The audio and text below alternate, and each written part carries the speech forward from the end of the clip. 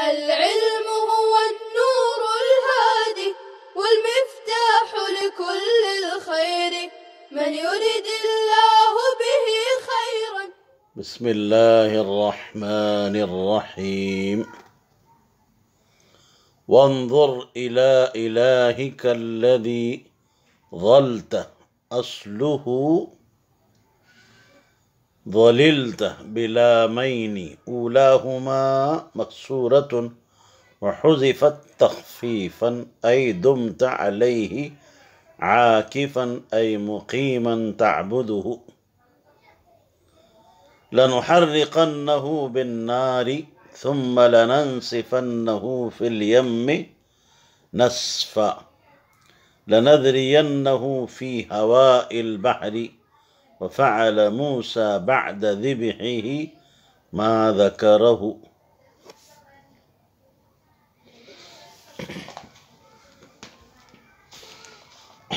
اور تو دیکھ اپنے اس معبود کو جس کی عبادت پر تو جمع ہوا بیٹھا تھا. ظلتا اصل میں ظللتا تھا، دو لاموں کے ساتھ. پہلا لام مکسورہ ہے اور اسے تخفیفاً حذف کر دیا گیا ہے. ای دمت علیہ عاکفاً ای مقیماً تعبدہ. تعبدہ کے ذریعے سے مفسر نے اشارہ کیا علیہ ای علی عبادتہ، عاکفاً ای مقیماً، کہ تو اس کی عبادت پر جمع ہوا بیٹھا تھا.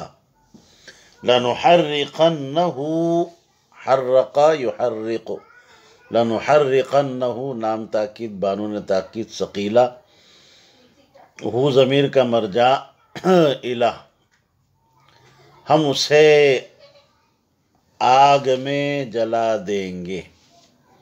ثم لننسفنہ فی الیم نسفا،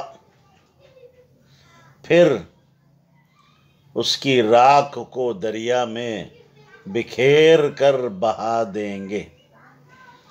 لنذرینہ فی ہواء البحر، فضائے سمندر میں.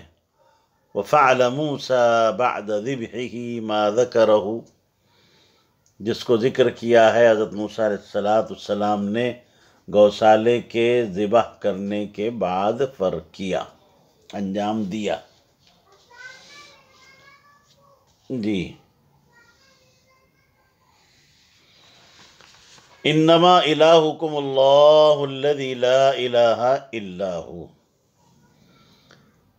بس تمہارا حقیقی معبود تو صرف اللہ ہے جس کے سوا کوئی عبادت کے لائق نہیں. وسع کل شیء علما، وہ اپنے علم سے تمام چیزوں کو احاطہ کیے ہوئے ہے. علما تمیز محول من الفاعل، علما یہ تمیز ہے اور محول من الفاعل ہے، یعنی اصل میں وہ فاعل تھا، فاعلیت سے اس کو ہٹا کر کے تمیز بنایا گیا. تقدیر عبارت ہے وسع علمہ کل شیء، کہ اس کا علم ہر چیز کو وسیع ہے، احاطہ کیے ہوئے ہے. جی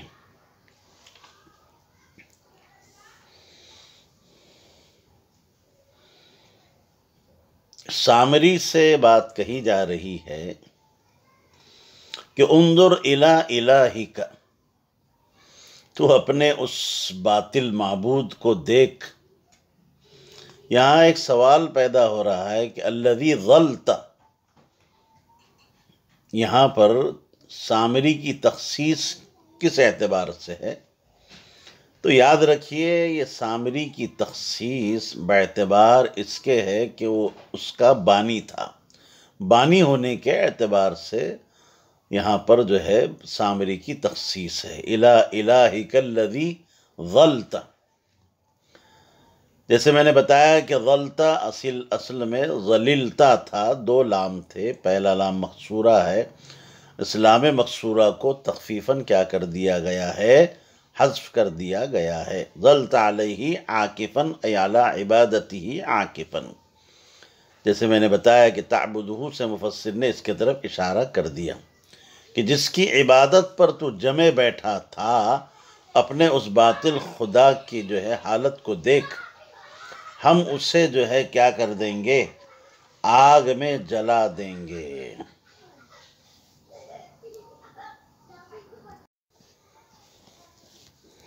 لَنُحَرِّقَنَّهُ، ہم اس کو آگ میں جلا دیں گے۔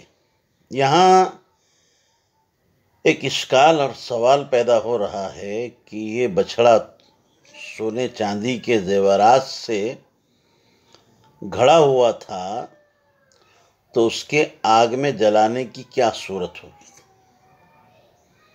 اس لیے کہ سونا چاندی پگھلنے والی چیز ہے، جلنے والی چیز نہیں ہے۔ تو جواب یہ ہے کہ اول تو اس سلسلے میں اختلاف ہے کہ بچھڑے میں زندگی کے جو آثار پیدا ہوئے تھے، وہ پیدا ہونے کے بعد بھی وہ سونے چاندی ہی کا رہا تھا، یا اس کی حقیقت تبدیل ہو کر وہ جو ہے لحم اور شحم کا ہو گیا تھا، گوشت اور خون بن گیا تھا۔ دونوں چیزیں، اگر یہ بات تسلیم کر لی جائے کہ وہ گوشت کا اور پوست کا ہو گیا تھا، لحم دم بن گیا تھا، تو ظاہر ہے کہ اس کو جلانے کا مطلب یہ ہوگا کہ ذبح کر کے جلا دیا جائے گا، جیسے کہ ہمارے مفسر علیہ الرحمٰ نے بھی اس طرف اشارہ کیا ہے کہ فعل موسیٰ بعد ذبحہ، جی، تو گویا کہ ہمارے مفسر نے بھی اسی قول کو اختیار کیا ہے۔ اور اگر دوسرا قول لیا جائے کہ وہ اس کی حقیقت تبدیل نہیں ہوئی تھی، وہ سونے چاندی ہی کا تھا، آثار حیات پیدا ہونے کے بعد بھی سونے چاندی ہی کا رہا، تو پھر یہ بات کہی گئی ہے کہ اس کو ایک صورت تو یہ ہے کہ اس کو سوہان سے ریت کر ذرہ ذرہ کر دیا جائے گا، جیسے کہ در منصور میں یہ بات لکھی ہے، جی، یا پھر کسی حیلہ اکسریہ سے جلا دیا جائے گا، جیسے کہ جو ہے صاحب روح المعانی علامہ آلوسی رحمۃ اللہ علیہ نے اپنی تفسیر میں یہ بات ذکر فرمائی ہے۔ اور یہ بھی کوئی بعید نہیں ہے کہ احراق اور جلانا یہ خرق عادت کے طور پر ہو، معجزہ ہو، یہ بھی ممکن ہے، مگر اس پر ایک شبہ ہو سکتا ہے۔ اگر اس کو ہم خارق عادت مانیں تو خرق عادت سے تو نبوت پر استدلال کیا جاتا ہے، اور سامری تو جھوٹا تھا، کاذب کے ہاتھ پر کیسے اس کا ظہور ہو گیا ایک خارق کا؟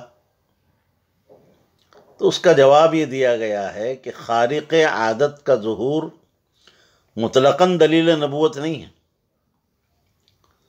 بلکہ جس کے ہاتھ پر خارق کا ظہور ہو رہا ہے وہ دعوی رسالت کے ساتھ متصل ہو، اس کے طرف سے دعوی رسالت پایا جائے۔ اگر سامری اس طرح کا کوئی دعویٰ کرتا رسالت کا، نبوت کا، تو اللہ تعالیٰ اس کے ہاتھوں پر اس خارق کا ظہور نہ فرماتے، جی۔ پھر یہاں ایک اور بات جو اس سے پہلے بھی آپ کے سامنے غالباً ذکر کی گئی ہے مختصراً اور اجمالاً، کہ جو سونے اور چاندی کے زیورات یہ بنو اسرائیل لے کر آئے تھے قبطیوں سے، اگر وہ اس کے مالک نہیں ہوئے تھے تو انہوں نے ان زیورات کو واپس کیوں نہیں کیا؟ ایک بات، ایک شبہ یہ. اور اگر مالک ہو گئے تھے تو اس صورت میں یہ بات لازم آ رہی کہ ان کے لیے مال غنیمت کا استعمال حلال ہو گیا، حلال ہونا لازم آ رہا ہے. جو خصائص امت، جو امت محمدیہ صلی اللہ علیہ وسلم کی خصوصیت ہے. اللہ کے نبی نے فرمایا احلت لی الغنائم.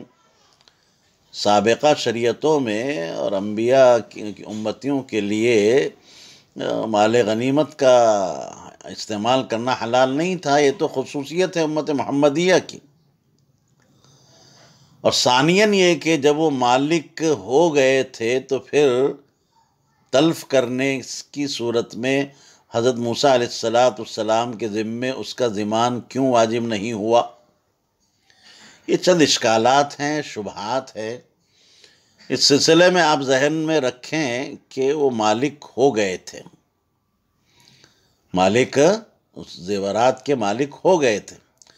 اب مالک ہونا چاہے تو ابتداً ہو یا پھر فرعون اور آل فرعون کے ہلاک ہونے اور غرق ہونے کے بعد مالک ہوئے تھے.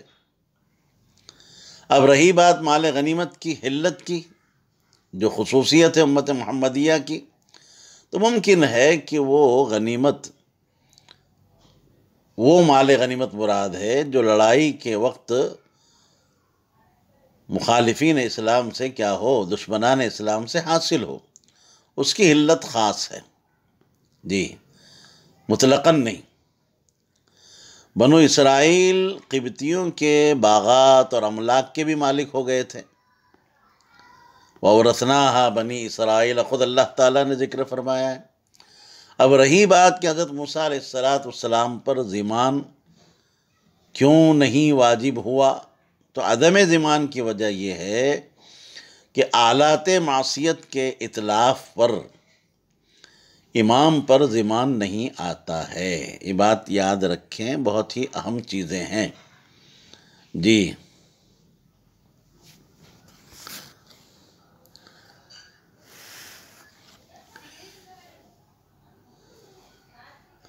كذلك أي كما قصصنا عليك يا محمد هذه القصة نقص عليك من أنباء أخبار ما قد سبق من الأمم وقد أعطيناك من لدنا من عندنا ذكرا قرآنا من أعرض عنه فلم يؤمن به فإنه يحمل يوم القيامة وزرا حملا ثقيلا من الإثم خالدين فيه أي في عذاب الوزر وساء لهم يوم القيامة حملا تمييز مفسر للضمير في ساء والمخصوص بالذنب محذوف تقديره وزرهم واللام للبيان.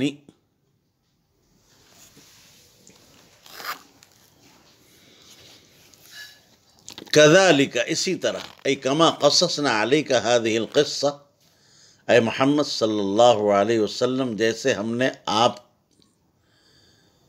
سے اس قصہ موسویہ کو ذکر کیا ہے، بیان کیا ہے. نقص علیک من انباء اخبار ما قد سبق من الامم، اسی طرح ہم آپ سے اور واقعات گزشتہ کی خبریں اور حکایتیں بھی بیان کرتے رہتے ہیں. ما قد سبق، امم سابقہ کے واقعات اور حالات کو اور حکایات کو ہم آپ سے بیان کرتے رہتے ہیں.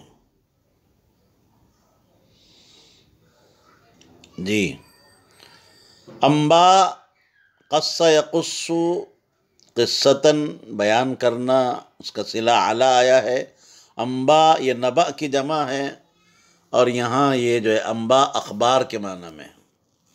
ویسے آپ جانتے ہیں کہ نبأ خبر عام کو کہا جاتا ہے، خبر عام کو نہیں کہا جاتا. ما قد سبق من الامم، من الامم کہہ کے ماں میں جو ابہام تھا، ہمارے مفسر علام نے جو ہے اس کی توضیح فرما دی کہ ما قد سبق من الامم، یعنی گزشتہ امتوں کے واقعات، حالات ہم آپ سے بیان کرتے رہتے ہیں۔ وقد آتیناک، اعطیناک، ایتا کی تفسیر اعطا سے کی ہے جی۔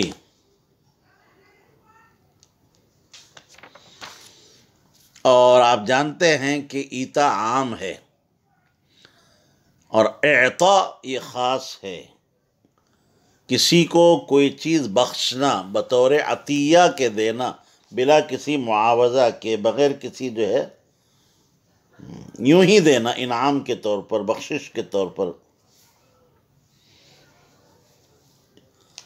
وقد آتیناک من لدنا اے من عندنا، لدن یہاں عندہ کے معنی میں ہے، ذکرن یہ قرآنن کے، قرآن مراد ہے، ذکر سے مراد قرآن ہے۔ ذکرن پر جو تنوین ہے جناب آپ یاد رکھیں کہ یہ تنوین تفخیم ہے، تنوین تعظیم ہے۔ تفخیم قرآن، تعظیم قرآن پر یہ جو ہے تنوین کیا کر رہی ہے؟ دلالت کر رہی ہے۔ اور قرآن جو ہے آپ جانتے ہیں کہ ذکر عظیم ہے، قرآن کریم، سمجھے؟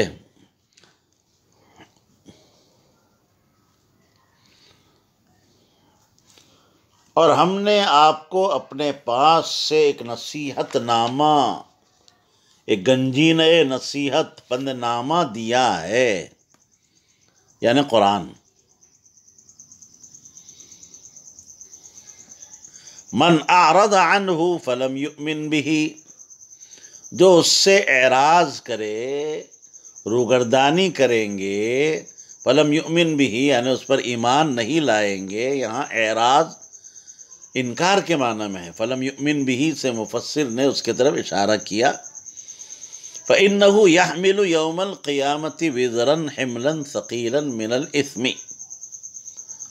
تو وہ قیامت کے روز بڑا بھاری بوجھ عذاب کا لادے ہوں گے۔ حملا ثقیلا من الإثم، گناہ کا عذاب کیا، بڑا بوجھ کیا ہوں گے؟ لادے ہوں گے۔ خالدین فیہ ای فی عذاب الوزر، اور وہ اس وزر کے عذاب میں، بوجھ میں، اس عذاب میں ہمیشہ ہمیشہ رہیں گے۔ وساء لہم یوم القیامت حملا، اور یہ بوجھ قیامت کے روز ان کے لیے بڑا بوجھ ہوگا، بڑا برا بوجھ ہوگا۔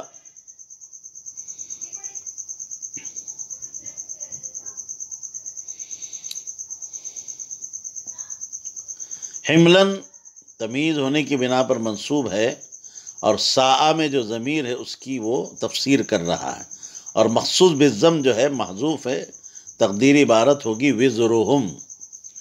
ساء فعل ضم اور مخصوص بالضم جو ہے وزرہم، یہ محذوف ہے۔ لہم میں جو لام ہے وہ بیان کے لیے ہے، اور جیسے کہ حیت لک میں جو ہے، سقین لک، حیت لک میں جو ہے یہ لام تبیین کا ہے، بیان کا ہے، یہ قول سے مقدر ہوتا ہے، یہاں پر قول مقدر ہے، اس سے متعلق ہوگا۔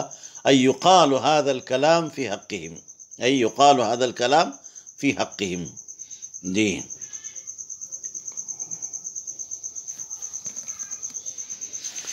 مراد ظاہر ہے، دیکھیے یہاں سے آپ سورہ طٰہٰ ماشاءاللہ کئی دنوں سے پڑھ رہے ہیں، سن رہے ہیں، آپ یہ بھی جان چکے ہیں کہ سورہ طٰہٰ میں اصل جو ہے وہ توحید، رسالت اور آخرت کے اصولی مسائل کا اس صورت میں بیان ہے، ذکر ہے۔ انبیاء علیہم السلام کے واقعات اسی سلسلے میں بیان ہوئے ہیں، اور حضرت موسیٰ علیہ السلام کا جو ہے قصہ بڑی تفصیل کے ساتھ اس سورہ طٰہٰ میں ذکر کیا گیا۔ اسی کے ضمن میں اب رسالت موسویہ کے اثبات اور احقاق کے بعد رسالت محمدیہ کا احقاق اور اس کا اثبات بھی مقصود ہے۔ اسی اثبات رسالت محمدیہ کا یہ حصہ ہے جو اگلی آیت میں بیان ہوا ہے کہ ان واقعات اور قصص کا اظہار اللہ تعالیٰ نے ایک نبی امی کے زبان سے کیا، ایک ناخواندہ۔ یہ خود دلیل ہے آپ علیہ السلام کے رسالت کی، آپ کی نبوت کی اور وحی الہی کی، اور ان سب باتوں کا سرچشمہ قرآن ہے۔ اور حقیقت قرآن کے ذیل میں کچھ تفصیل معاد اور آخرت کی بھی آ گئی ہے، جس طرح ہم نے موسیٰ علیہ السلام کا قصہ بیان کیا، اسی طرح ہم آپ سے اور واقعات گزشتہ کی خبریں اور حکایتیں بھی کیا کرتے ہیں، بیان کرتے رہتے ہیں۔ حضرت موسیٰ علیہ السلام کے معجزہ کا اللہ نے ذکر کیا، عصا، خاص طور پر جو ہے عصائے موسویہ کا جو ہے یہاں ذکر ہوا۔ عارف رومی رحمۃ اللہ علیہ فرماتے ہیں کہ قرآن حضور صلی اللہ علیہ وسلم کے لیے بمنزلہ عصائے موسیٰ کے ہے، کہ جیسے عصائے موسیٰ نے اژدہا بن کر تمام باطل جو ہے ساحر جادوگروں کے اژدہوں کا صفایا کر دیا اور انہیں نگل گیا، ایسے ہی قرآن افعال کفریہ کو نگل جائے گا۔ جی، ہم نے آپ کے پاس ایک نصیحت نامہ، پند نامہ، ایک گنجین نصیحت یعنی قرآن پاک، جس میں وہ خبریں ہیں اور خود بھی استقلالاً اپنے اعجاز کی وجہ سے یہ دلیل نبوت ہے، اور یہ ایسا نصیحت نامہ ہے کہ جو لوگ اس کے مضامین ماننے سے اعراض کریں گے، روگردانی کریں گے، وہ قیامت کے روز بڑا بھاری بوجھ عذاب کا لادے ہوں گے، اور وہ اس عذاب میں ہمیشہ رہیں گے، اور یہ بوجھ قیامت کے روز ان کے لیے بڑا برا بوجھ ہوگا، بہت ہی کیا ہوگا، من اعرض عنہ۔ دیکھیے، میں نے جیسے بتایا کہ ذکرن سے مراد اس جگہ جمہور مفسرین کے نزدیک قرآن پاک ہے، ہمارے مفسر نے بھی اس کی تفسیر قرآن سے فرمائی، یہ جمہور مفسرین کا مذہب ہے۔ جی، اس کے علاوہ من اعرض عنہ فإنہ یحمل یوم القیامت وزرا، وزر کے معنی جیسے میں نے بتایا بوجھ کے، یعنی جو شخص قرآن سے اعراض کرے گا، روگردانی کرے گا، تو قیامت کے روز اس کے اوپر گناہوں کا بڑا بوجھ لادا جائے گا۔ اعراض عن القرآن کی مختلف صورتیں ہو سکتی، ایک تو یہ ہے کہ اس کی تلاوت کی طرف توجہ نہ کی جائے، اس کی طرف خیال نہ کیا جائے، نہ کبھی قرآن پڑھے، نہ سیکھنے کی فکر کی جائے، قرآن کو پڑھے مگر غلط سلط پڑھے، تصحیح حرف کی فکر نہ کی جائے، یا صحیح بھی پڑھے مگر بے ادبی کے ساتھ، بے پرواہی کے ساتھ پڑھے، یا پڑھے مگر کسی دنیاوی مال اور عزت کی خواہش کی وجہ سے پڑھے، ریا ہو، نمود ہو، عزت کی طلب ہو، شہرت کی طلب ہو۔ اسی طرح قرآن کے احکام کو سمجھنے کی طرف توجہ نہ دینا بھی قرآن سے اعراض ہے، قرآن پہ تدبر نہ کیا جائے، اس کے احکام کو سمجھنے کی کوشش نہ کی جائے، اللہ کی مراد کو سمجھنے کی جو ہے کوشش نہ کی جائے، یا یہ کہ ایک آدمی سمجھ بھی رہا ہے، پڑھ بھی رہا ہے مگر ان پر عمل نہیں کر رہا ہے، محافل قرآن پر عامل نہیں ہے، عمل کرنے میں کوتاہی ہے، یا یہ کہ احکام قرآنیہ کی خلاف ورزی کر رہا ہے، یہ جناب اعتراض کا انتہائی درجہ ہو گیا۔ قرآن کے حقوق سے بے پرواہی کرنے کا بڑا وبال ہے۔ قرآن کہہ رہا ہے قیامت کے روز یہ بارے گرا بن کر اس کی گردن پہ لاد دیا جائے گا، جیسے کہ روایت حدیث میں ہے کہ انسان کے برے اعمال اور گناہ قیامت کے روز ایک بارے گرا بن کر اس کے اوپر جو ہے لادا جائے گا۔ جی، وَيُبْدَلُ مِن يَوْمِ الْقِيَامَةِ يَوْمَ يُنْفَخُ فِي الصُّورِ الْقَرْنِ النَّفَخَةُ الثَّانِيَةُ وَنَحْشُرُ الْمُجْرِمِينَ الْكَافِرِينَ يَوْمَئِذٍ زُرْقَىٰ عُيُونُهُمْ مَعَ سَوَادِ وُجُوهِهِمْ يَتَخَافَتُونَ بَيْنَهُمْ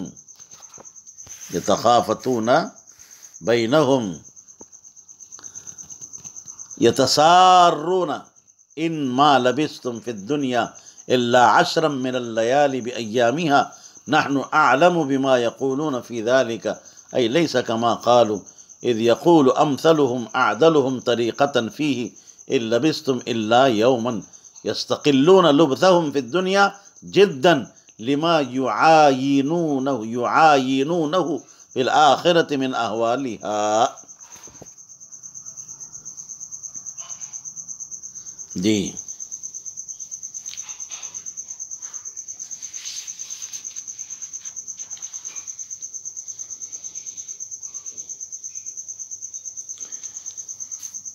یوم القیامت سے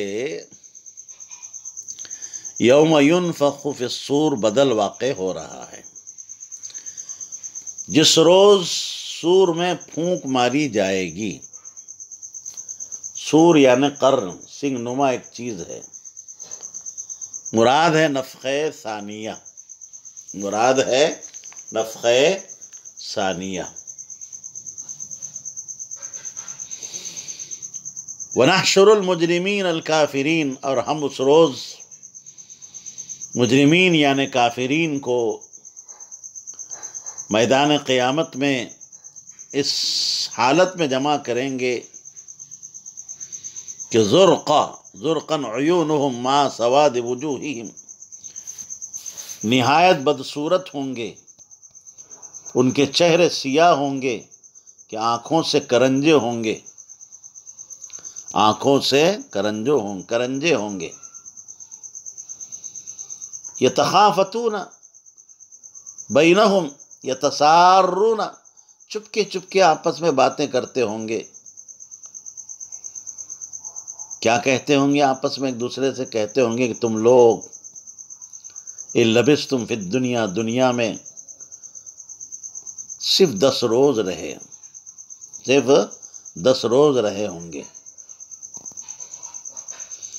نحن اعلم بما یقولون فی ذلک، ہم اس کو خوب جانتے ہیں جس بات کو وہ کہہ رہے ہیں. اس سلسلے میں جس مدت کی نسبت وہ بات چیت کریں گے اس کو ہم خوب جانتے ہیں کہ وہ کس قدر ہے. لیس کما قالوا، ویسی بات نہیں جیسے کہ وہ کہہ رہے ہیں. اذ یقول امثلهم اعدلهم طریقة فیہ ان لبثتم الا یوما، جبکہ ان میں سے ان سب میں کا زیادہ صائب الرائے یوں کہتا ہوگا کہ نہیں، تم تو ایک ہی روز رہے ہو، ایک ہی روز رہے ہو. وہ اپنے رہنے کی مدت کو دنیا میں انتہائی تھوڑا محسوس کریں گے، اس وجہ سے کہ وہ آخرت میں قیامت کی ہولناکیوں کا مشاہدہ کریں گے. جی،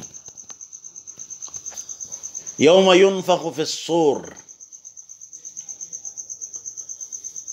جس روز سور میں پھونک ماری جائے گی. سور کیا چیز ہے؟ تو یاد رکھیے، سور سے مراد خود احادیث میں بات وارد ہے کہ سنگ نما ایک چیز ہے. حضرت اسرافیل علیہ السلام جس کو اپنے منہ میں لیے ہوئے ہیں اور گھٹنے ٹیکے ہوئے ہیں اور اپنے کان اللہ کی طرف لگائے ہوئے ہیں. اب اللہ کا حکم ہوتے ہی وہ سور کو کیا کر دیں گے؟ پھونک دیں گے. یہاں نفخ سے نفخہ ثانیہ مراد ہے. نفخے 2 ہوں گے، آپ جانتے ہیں، ایک نفخہ اولا ہوگا اور ایک نفخہ ثانیہ ہوگا. حضرت ابن عمر نے فرمایا کہ ایک گاؤں والوں نے حضرت رسول اللہ صلی اللہ علیہ وسلم سے پوچھا کہ سور کیا چیز ہے؟ تو آپ صلی اللہ علیہ وسلم فرمایا کہ ایک سنگ ہے جس میں پھونک ماری جائے گی. مراد یہ کہ سنگ کی طرح، جیسے میں نے بتایا کہ سنگ نما کوئی چیز ہے، جی، جس کا اثر یہ ہوگا کہ سارے مردے زندہ ہو کر کھڑے ہو جائیں گے. اب اس سور کی حقیقت کیا ہوگی وہ تو اللہ ہی بہتر جانتا ہے. واللہ اعلم بالصواب. سور پھونکا جائے گا، جیسے میں نے بتا دیا کہ یہاں نفخہ ثانیہ کیا ہے بھائی؟ مراد ہے. اس کی فوری بعد اللہ نے کہا وَنَحْشُرُ الْمُجْرِمِينَ يَوْمَئِذٍ زُرْقًا۔ اس سے معلوم ہوا کہ نفخ فی الصور یہ کالسبب لحشرہم، یہ لوگوں کے جو ہے میدان قیامت میں جمع ہونے کا کیا ہوگا؟ سبب ہوگا۔ جیسے اللہ نے قرآن مجید میں دوسری جگہ یہ ارشاد فرمایا یوم ينفخ فی الصور فتأتون افواجا، سورہ نبا میں موجود ہے۔ سب جو ہے جوق در جوق ہو کر لوگ آئیں گے، ٹولی بنا بنا کر کے آئیں گے، اس حالت میں جمع کریں گے کہ نہایت بدصورت ہوں گے، آنکھوں سے کرنجے ہوں گے، چہرے ان کے کالے ہوں گے۔ آنکھوں کا جو ہے یہ نیلا ہونا، کرنجا ہونا، یہ بدترین رنگ شمار ہوتا ہے، اور خوف زدہ اس قدر ہوں گے کہ چپکے چپکے آپس میں باتیں کرتے ہوں گے اور ایک دوسرے سے کہتے ہوں گے کہ تم لوگ دنیا میں یا قبروں میں صرف 10 روز رہے ہوں گے۔ مطلب یہ ہے کہ ہم تو یوں سمجھتے تھے کہ مر کر پھر زندہ ہونا نہیں ہے، یہ ہمارا گمان بالکل جو ہے غلط نکلا۔ نہ زندہ ہونا تو درکنار، یہ بھی تو نہیں ہوا کہ دیر ہی میں زندہ ہوتے، بہت ہی جلد زندہ ہو گئے کہ وہ اس مدت کو 10 روز کے برابر ان کو معلوم ہوگی۔ اور وجہ اس مقدار کے برابر معلوم ہونے کی اس روز کی درازی اور ہولناکی اور پریشانی، جیسے کہ میں کہتا ہوں کہ وہ دن شدید بھی ہوگا اور مدید بھی ہوگا۔ اس دن کی شدت اور اس دن کی مدت دونوں کی وجہ سے ان کو ایسا لگے گا کہ دنیا میں رہنے کی مدت یا قبر میں رہنے کی مدت اس کے سامنے بالکل ایسی ہے جیسے 10 روز رہ کر آئے، اس قدر کم معلوم ہوگی۔ حق تعالیٰ فرماتے ہیں کہ جس مدت کی نسبت وہ بات چیت کریں گے ہم اس کو خوب جانتے ہیں کہ وہ کس قدر ہے۔ ایسا نہیں ہے کہ وہ 10 ہی روز رہ کر آئے دنیا میں یا قبر میں۔ ان کا سب سے زیادہ صاحب الرائے یہ کہتا ہوگا کہ نہیں، تم تو ایک ہی روز قبر میں یا دنیا میں رہے ہو۔ اس کو صاحب الرائے اس لیے فرمایا کہ اس دن کی درازی اور ہولناکی کے اعتبار سے یہی نسبت اقرب ہے، لہذا اس شخص کو حقیقت شدت کا زیادہ ادراک ہوا، اس لیے اس شخص کی رائے پہلے شخص کے اعتبار سے بہتر ہے۔ ہاں، اب دو الگ الگ باتیں، 10 روز اور 1 روز، تو شدت اتنی زیادہ ہوگی، اتنا دراز اور اتنا شدید دن ہوگا۔ اس نے جو کہا کہ الا یوم، یہ زیادہ صحیح ہے شدت کے اعتبار سے اور مدید ہونے کے اعتبار سے۔ یہ مقصود نہیں ہے کہ اس شخص کی بات بالکل صحیح ہے، اقرب الی الصواب نہیں، یہ جو عادل کہا ہے یہ اقرب الی الحول کے اعتبار سے، اقرب الی الصواب کے اعتبار سے نہیں، یعنی اس کے قول میں اس دن کی ہولناکی کا زیادہ اظہار ہے۔ جی، کیونکہ ظاہر ہے کہ دونوں مقداریں اصلی تحدید کے اعتبار سے تو صحیح نہیں ہیں۔ جی،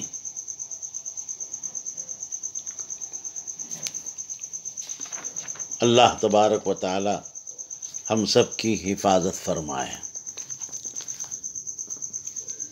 یہاں پر ایک بات رہ گئی بیان کرنے کی، وہ یہ ہے کہ الا 10، مفسر نے فرمایا 10 من اللیالی بایامہا۔ ایک سوال کے جواب کی طرف مفسر نے اشارہ کیا ہے کہ یہاں پر 10 نہیں کہا گیا تا کے ساتھ، تو اشارہ کیا کہ 10 نہ کہنے کی وجہ اور 10 کہنے کی وجہ یہ ہے، مفسر نے کہا من اللیالی، اس لیے کہ مہینے کا آغاز جو ہے وہ رات سے ہوتا ہے، لہذا ایام جو ہے طبعاً جو ہے کیا ہوں گے، راتوں میں داخل ہوں گے۔ صاحب کشاف نے یہی بات کیا کی ہے، ذکر کی ہے۔ البتہ صاحب روح المعانی نے، جس کو ہمارے حضرت تھانوی رحمۃ اللہ علیہ نے بھی اپنے بیان القرآن کے حاشیے پر بھی ذکر کیا ہے کہ 10 لیال یا پھر 10 ایام، کہ جب مذکر کو حذف کر دیا جاتا ہے اور عدد کو باقی رکھا جاتا ہے تو قد لا یؤتی بالتا، تو کبھی تا لائی نہیں جاتی ہے۔ جی، یاد رکھیے اس بات کو، اللہ ہماری آپ کی حفاظت فرمائے۔ السلام عليكم، لا تنسوا الاعجاب بالفيديو والاشتراك في القناة تشجيعا لنا لنستمر بنشر المزيد إن شاء الله.